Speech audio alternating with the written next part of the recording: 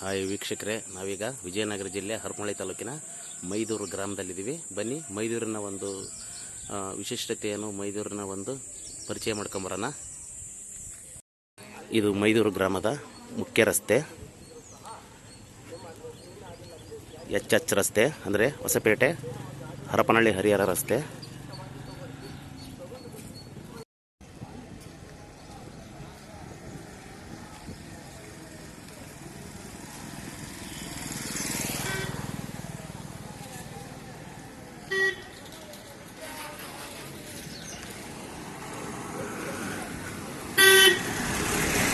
ಮುಖ್ಯ ರಸ್ತೆ ಮೈದೂರು.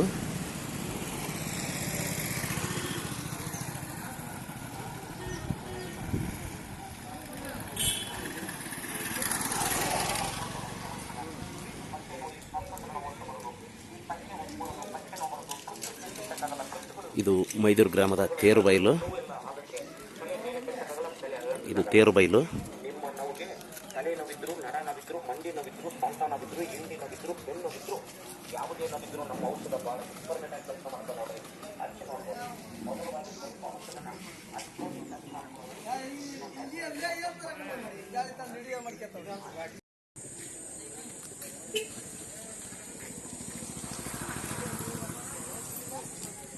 ಇದು ಶ್ರೀ ಮೈದೂರಿನ ಶ್ರೀ ಆಂಜನೇಯ ಸ್ವಾಮಿ ದೇವಸ್ಥಾನ.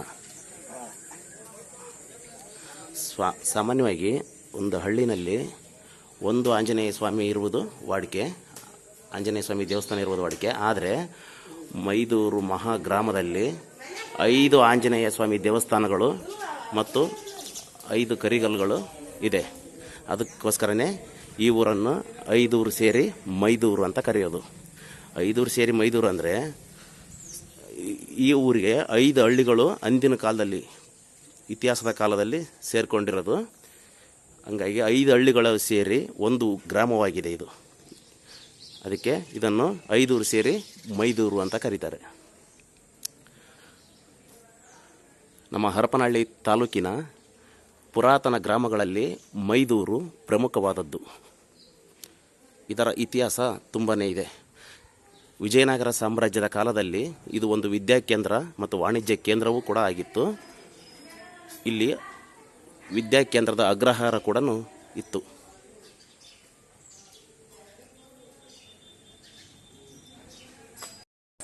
ಇದು ಶ್ರೀ ಆಂಜನೇಯ ಸ್ವಾಮಿ ದೇವಸ್ಥಾನದ ಎದುರುಗಡೆ ಇರುವ ಗರುಡಗಂಬ,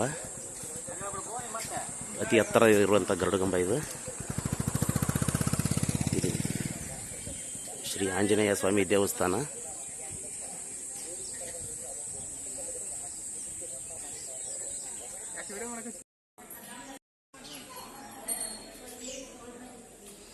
ಇದೇ ಶ್ರೀ ಮೈದೂರು ಆಂಜನೇಯ ಸ್ವಾಮಿ ದೇವಸ್ಥಾನ, ಕಡೆ ಹನುಮಪ್ಪನ ಗುಡಿ.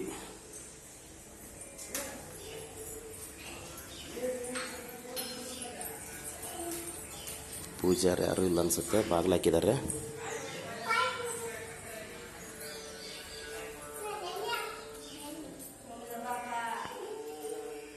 ಆಂಜನೇಯ ಸ್ವಾಮಿ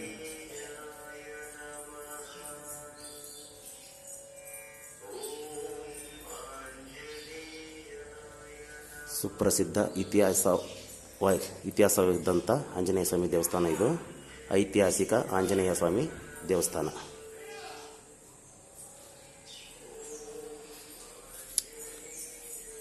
ಯುಗಾದಿಯಾಗಿ 9ನೇ ದಿನ ಅಂದರೆ ರಾಮನವಮಿ ದಿನ ಇಲ್ಲಿ ಶ್ರೀ ಆಂಜನೇಯ ಸ್ವಾಮಿ ರಥೋತ್ಸವ ಜರುಗುತ್ತದೆ. ಮಾರನೇ ದಿನ ಮುಳ್ಳು ಗದ್ದಿಗೆ ನಡೀತಿದೆ. ಅಂದಿನ ಹಳೆಯ ಮುಳ್ಳು ಗದ್ದಿಗೆ ನಡೆಸಿಕೊಟ್ಟಂತಹ ದಾಸಪ್ಪನವರು.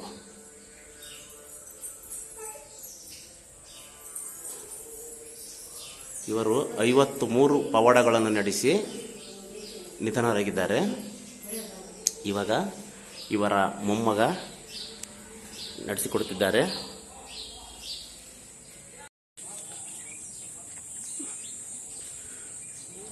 ಮೈದೂರು ಗ್ರಾಮ ಚಿಕ್ಕ ಗ್ರಾಮವೇನಲ್ಲ, ಇದು ದೊಡ್ಡ ಗ್ರಾಮವೇ, ತುಂಬ ದೊಡ್ಡ ಗ್ರಾಮ.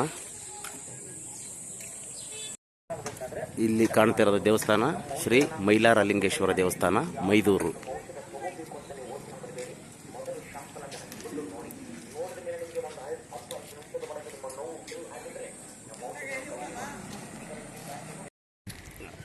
ಸಾಮಾನ್ಯವಾಗಿ ಇದು ಮೈದೂರು ಗ್ರಾಮದ ಶ್ರೀ ಮೈಲಾರಲಿಂಗೇಶ್ವರ ದೇವಸ್ಥಾನ.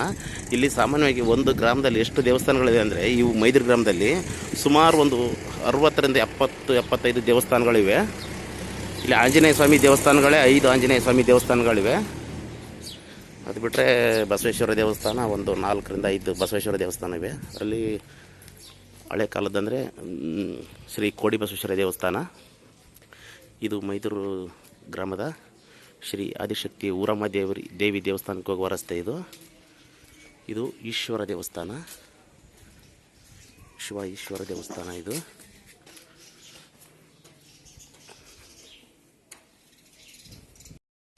ಕರಗಲ್ಲು ಒಂದು ಊರಿಗೆ ಗ್ರಾಮಕ್ಕೆ 5 ಕರಗಲ್ಲು ಯಾವ ಊರಲ್ಲಿ ಇರಲ್ಲ. ಸಾಮಾನ್ಯವಾಗಿ 5 ಆಂಜನೇಯ ಸ್ವಾಮಿ ದೇವಸ್ಥಾನ, 5 ಕರಗಲ್ಲು ಯಾವ ಊರಲ್ಲಿ ಇರಲ್ಲ.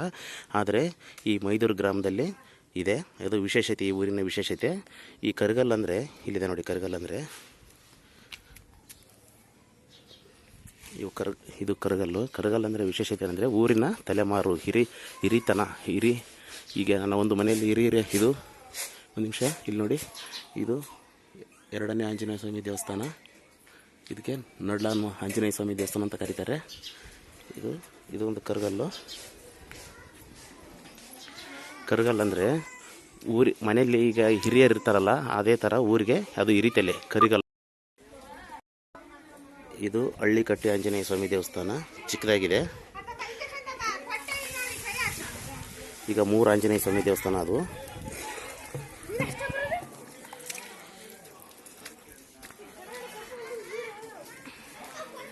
ನೋಡಿ, ಇದೊಂದು ಕರಗಲ್ಲು. 3 ಕರಗಲ್ಲು. ಇದು ಶ್ರೀ ಆದಿಶಕ್ತಿ ಊರಮ್ಮನ ಒಂದು ಪಾದಗಟ್ಟೆ ಮಂಟಪ.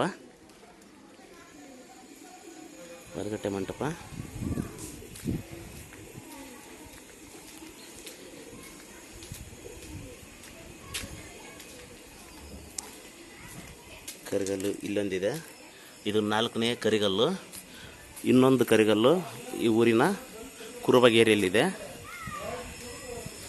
ಇದು ಊರಮ್ಮನ ಬಯಲು ಪ್ರದೇಶ, ಒಂದು ಓಣಿ. ಇದು ಊರಮ್ಮನ ಪಾದಗಟ್ಟೆಯ ಕ್ಷೇತ್ರ. ಇದು ಮುಂದೆ ಹೋಗೋಣ, ನೋಡೋಣ. ನಾವೀಗ ಬಂದಿರೋದು ಶ್ರೀ ಆದಿಶಕ್ತಿ ಊರಮ್ಮನ ದೇವಸ್ಥಾನಕ್ಕೆ. ಇಲ್ಲಿ ಆಂಜನೇಯ ಸ್ವಾಮಿ ದೇವಸ್ಥಾನ ಇದೆ. ಇದನ್ನು ಸೇರಿದರೆ 4ನೇದಾಗುತ್ತೆ. ಇನ್ನೊಂದು ಊರಿನ ಹೊರಗಡೆ ಇದೆ, ಸ್ವಲ್ಪ ದೂರದಲ್ಲೇ ಇದೆ. ಅದು 5ನೇ ಆಂಜನೇಯ ಸ್ವಾಮಿ ದೇವಸ್ಥಾನ. ಆವಾಗ ಅಲ್ಲಿ ಊರಿತ್ತಂತೆ, ಹಳ್ಳಿ.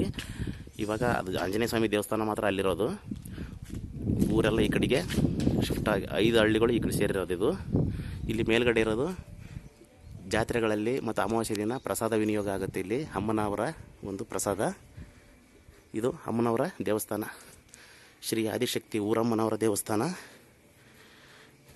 ಊರಮ್ಮನ ಪವಾಡಗಳು ಅಷ್ಟಿಷ್ಟಲ್ಲ. ಈ ಹಳ್ಳಿ ಜನರು, ಈ ಗ್ರಾಮದ ಜನರು ಹೇಳುವ ಪ್ರಕಾರ ಊರಮ್ಮನನ್ನು ವರ್ಷಕ್ಕೊಂದು 2 ಬಾರಿ ಮಾತ್ರ ಹೊರಗಡೆ ತೆಗೆಯೋದು. ಬಾಕಿ ದಿನ ಎಲ್ಲ ಮರದ ಪೆಟ್ಟಿಗೆಯಲ್ಲಿ ಇಟ್ಟಿರ್ತಾರೆ.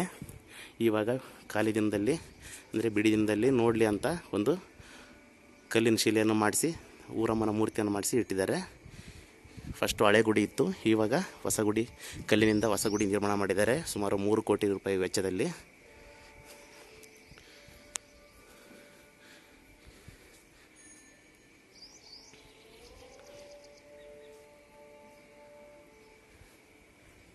ಇದು ಊರಮ್ಮನ ದೇವಸ್ಥಾನ.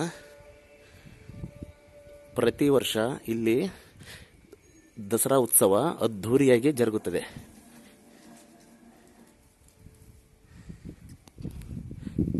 ಸುತ್ತ ಅಂದರೆ ಮೈಸೂರು ಬಿಟ್ಟರೆ ಮೈದೂರು 2ನೇ ದಸರಾ ಅಂತ ಇಲ್ಲಿ ಪ್ರಸಿದ್ಧಿ ಪಡೆದಿದೆ. ಅಷ್ಟೊಂದು ಹೆಸರುವಾಸಿಯಾದಂಥ ದಸರಾ ಉತ್ಸವ ಇಲ್ಲಿ ನಡೆಯುತ್ತದೆ ಮೈದೂರಲ್ಲಿ. ಈ ವಿಡಿಯೋ ನೋಡಿದಂತಹ ವೀಕ್ಷಕರು ಒಂದು ಸಾರಿ ಮೈದೂರಿಗೆ ಬಂದು ದಸರಾ ಉತ್ಸವ ನೋಡಿ, ಗೊತ್ತಾಗುತ್ತೆ. ಸೂಪರಾಗಿ ದಸರಾ ಆಗುತ್ತೆ ಇಲ್ಲಿ. ನಾನು ಬಂದಿದ್ದೀನಿ ಮೈದೂರು ದಸರಾಕ್ಕೆ. ನೋಡಿ, ಇದು ಅಮ್ಮನವರ ಭವ್ಯ ದಿವ್ಯ ಅಮೃತ ಮೂರ್ತಿ ಶ್ರೀ ಊರಮ್ಮದೇವಿ ಮೈದೂರು.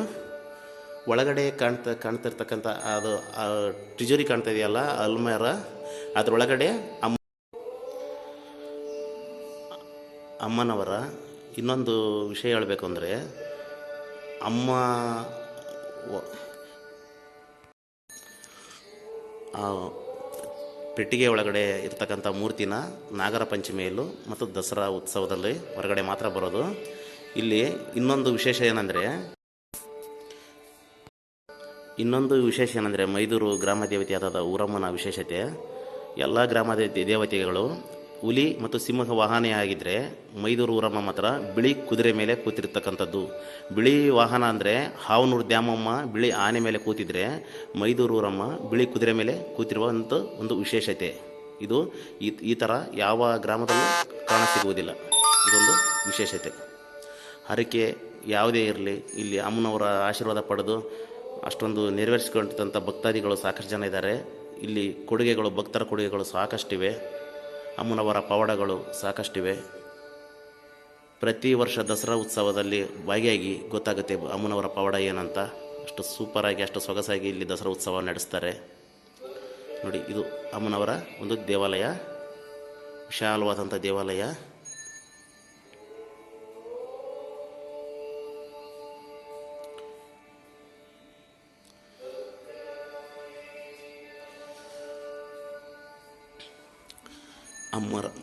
ಅಮ್ಮನವರು ಪೆಟ್ಟಿಗೆಯಲ್ಲಿ ಇದ್ದಾರಲ್ಲ, ಅವರ ಮೂರ್ತಿ ಈ ಥರ ಕೂರಿಸಿದಾಗ ಈ ಥರ ಕಾಣ್ತಾರೆ. ನೋಡಿ, ಅಮ್ಮನವರ ಮೂರ್ತಿ. ಇದು ಕೈ ಬರಹ. ಇದು ಇಲ್ಲಿಯ ಯುವಕರು ಬರೆದಂಥ ಅಂದರೆ ಉದಯ್ ಬಡಿಗೇರವರು ಬರೆದಂಥ ಇದು ಮೂರ್ತಿ. ಇದು ಚಿತ್ರ, ರೇಖಾಚಿತ್ರ. ನೋಡಿ ಎಷ್ಟು ಸೊಗಸಾಗಿ ಬರೆದಿದ್ದಾರೆ. ಇದೆಲ್ಲ ಬ್ರಾಹ್ಮಣರ ಅಗ್ರಹಾರ. ಇದು ಬ್ರಾಹ್ಮಣರ ಒಂದು ದೇವಸ್ಥಾನವಾಗಿದ್ದು, ಇದು ಶ್ರೀ ಲಕ್ಷ್ಮೀ ನರಸಿಂಹ ಸ್ವಾಮಿ ದೇವಸ್ಥಾನ. ಇದು ಪುರಾತನ ಗ್ರಾಮ. ಇದು ಮೈದೂರು ಐತಿಹಾಸಿಕ ಗ್ರಾಮ. ಇದು ಲಕ್ಷ್ಮೀ ನರಸಿಂಹ ಸ್ವಾಮಿಯ ದೇವಸ್ಥಾನ. ಇಲ್ಲಿ ನೋಡಿ, ಲಕ್ಷ್ಮೀ ನರಸಿಂಹ ಸ್ವಾಮಿ ಮೂರ್ತಿ. ನಾವು ಹೇಳಿದ್ವಲ್ಲ, 4ನೇ ಆಂಜನೇಯ ಸ್ವಾಮಿ ಇದೆ ಅಂತ. ಇದೆ 4ನೇ ಆಂಜನೇಯ ಸ್ವಾಮಿ. ಇವರೇ 4ನೇ ಆಂಜನೇಯ ಸ್ವಾಮಿ. ಇನ್ನೂ ಒಂದು ಆಂಜನೇಯ ದೇವಸ್ಥಾನ ಊರಿಂದ ಆಚೆಗೆ, ಊರಿನ ಹೊರಗಡೆ ಇದೆ. ಅದು ಭಾಳ ದೂರ ಏನಿಲ್ಲ, ಹತ್ತಿರ ಇದೆ. ಇವಾಗ ಬಿಸಿಲುಗಾಲ ಆಗಿದ್ದರಿಂದ ಅಲ್ಲಿಗೆ ಹೋಗೋಕ್ಕೆ ಇದಾಗಲ್ಲ, ಕ್ಷಮಿಸಬೇಕು. ಅದು ವಿಶಾಲವಾದ ಭೂಪ್ರದೇಶದಲ್ಲೇ ಇರತಕ್ಕಂಥ, ಅದಕ್ಕೆ ಇವಾಗ ಬೆಂಚೆ ಆಂಜನೇಯ ಸ್ವಾಮಿ ದೇವಸ್ಥಾನ ಅಂತ ಕರೀತಾರೆ. ಈತ ಲಕ್ಷ್ಮೀ ನರಸಿಂಹ ಸ್ವಾಮಿ ದೇವಸ್ಥಾನದ ಆಂಜನೇಯ ಎಂದು ಪ್ರಸಿದ್ಧಿಯಾಗಿದ್ದಾನೆ.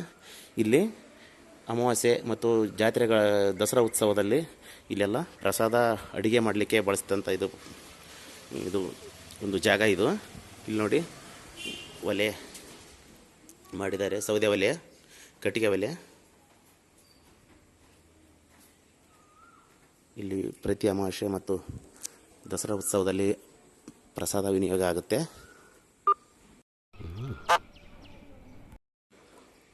ಸುಮಾರು ದೊಡ್ಡ ಗ್ರಾಮ ಇದು. ಇಲ್ಲಿ ಸುಮಾರು 17ರಿಂದ 18 ಜಾತಿ ವರ್ಗದ ಜನರಿದ್ದಾರೆ. ಆದರೆ ಇನ್ನೊಂದು ಸಂತೋಷ ಪಡಬಹುದಂಥ ವಿಶೇಷ ಏನಂದರೆ, 17ರಿಂದ 18 ಜಾತಿಯ ಜನ ಇದ್ರೂ ಇಲ್ಲಿ ಯಾವುದೇ ಕಚ್ಚಾಟ ಜಗಳ ಯಾವುದೂ ಇಲ್ಲ. ಎಲ್ಲ ಒಂದೇ ಥರನಾದ ಅಣ್ಣ ತಮ್ಮಂದಿರ ಥರ ಜೀವನ ಮಾಡ್ತಾಯಿದ್ದಾರೆ. ಈ ಥರ ವಿಶೇಷತೆ ಯಾವ ಗ್ರಾಮದಲ್ಲೂ ಸಿಗೋದಿಲ್ಲ. ಇಲ್ಲೆಲ್ಲ ಒಂದೇ ಮನೆಯವರಾಗಿ ಜೀವನ ಮಾಡ್ತಿದ್ದಾರೆ. ಇದು ಈ ಗ್ರಾಮದ ವಿಶೇಷತೆ.